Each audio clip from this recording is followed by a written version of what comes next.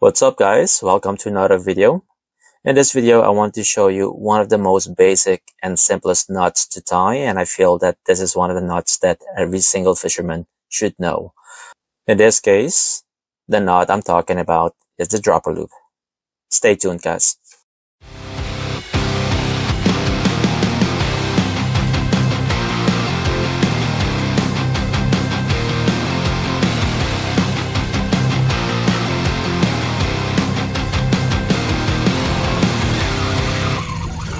They're real screaming. The dropper loop is a very simple, quick, and universal knot that can be used for many types of fishing. For example, fishing for fluke, bottom fishing for porgies, black sea bass, blackfish, striped bass, towelfish, catfish, etc. To start this knot, I'll be using 40-pound faux carbon leader. I will take approximately about 6 feet of line.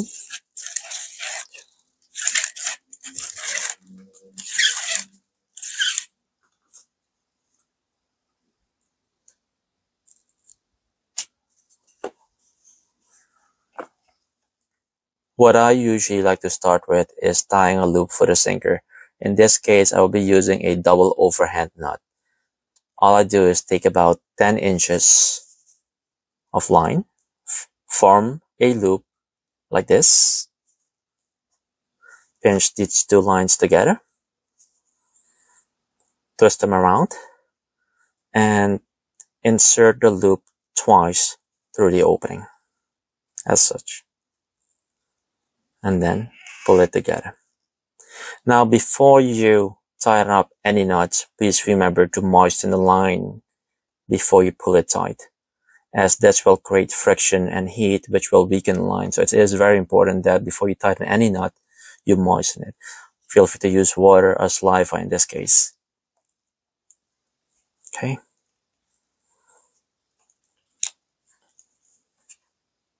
And there you go. There's the loop for your sinker. Just gonna take this and cut the tag end. And here is your simple loop for the sinker.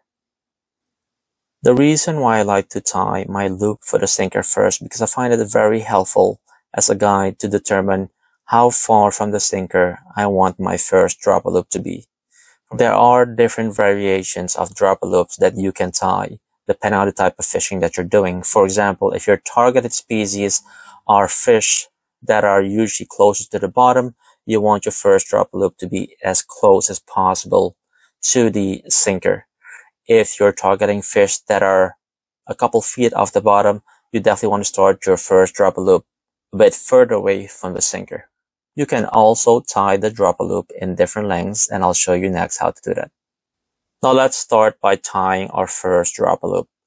I will start by moving approximately 4 to 6 inches off the sinker loop and start my first dropper loop there. Next, all you have to do is take your leader line and twist them to form a loop like this. Now, depending on the type of fishing that you're doing, you may possibly want this dropper loop to be shorter or longer. In order to make this longer, all you have to do is make this loop larger. So you'll have a longer dropper loop. If you want it shorter, all you have to do is pull this main leader line to create a smaller loop like this. Once you have formed your loop, the next step is to make sure that the two lines are parallel like this and twist them about 6 or 7 times like this. 1, 2, 3, 4, 5, 6. Take the loop line and pull it through the opening like this. Usually what you want to do is take this portion and hold it with your teeth, but be careful not to bite into the line or you'll damage it. The next step is to pull the two lines tight together like this.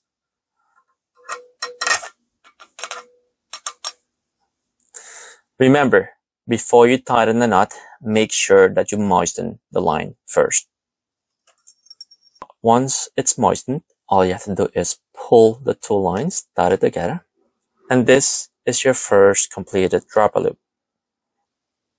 You can use this dropper loop to either insert a hook or a teaser or a lure, depending on the type of fishing that you're doing. If I wanted to insert a hook, all I have to do is pinch the two lines together like this and go to the eye of the hook like this, go around the hook and pull it through, and there you have it, a dropper loop with a hook. Here we have our first completed dropper loop with a hook. The advantage of a drop loop is that it can easily allow you to swap hooks, lures, or teasers at any time.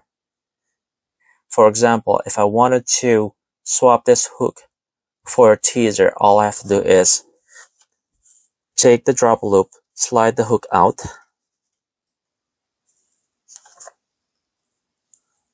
take another teaser, go through the opening of the teaser, and that's it. Pull this through. And there you go. Here we have a dropper loop now with a teaser. Here we have an example of a completed rig with a dropper loop, a fluke teaser, and a sinker. Now, depending on the type of fishing that you're doing, you can definitely modify the dropper loop by making this longer. If you want it closer to the sinker, you can move it down closer to the sinker, and you can also add a second one to tie a high-low rig, basically. This all depends on the type of fishing that you're doing. Hope you guys like this video. Please like, subscribe, and comment below. And as always, I appreciate your support. Until the next video, guys.